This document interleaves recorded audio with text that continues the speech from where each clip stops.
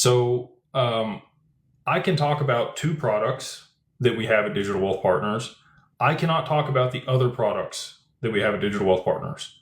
I can only talk about the returns on those two products. I cannot talk about the returns on the other products. It's not because I don't want to talk about them.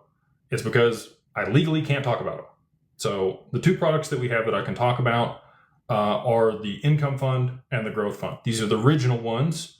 There may have been some other stuff later on, again, but those are the two I can talk about. So one of those produces income on a quarterly basis. We have paid dividends out of that fund to LPs. They get a cash return on a quarterly basis. If there aren't any cash returns for that period because the way that it's invested underperforms, then there's no guarantees of returns on any of these. We run them in real strategies, and there's risk associated with the investments, and that's why both of them require accredited investors to be able to participate. So on the income fund, it's cash.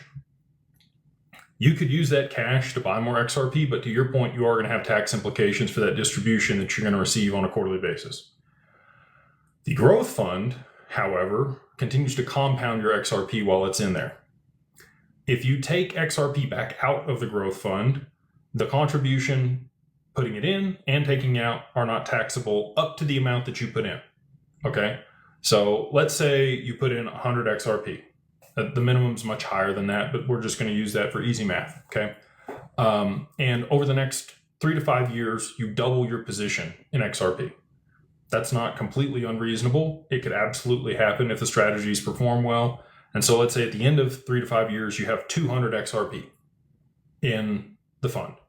You could redeem the first 100 XRP with no tax implications and leave the other 100 in there to continue to compound.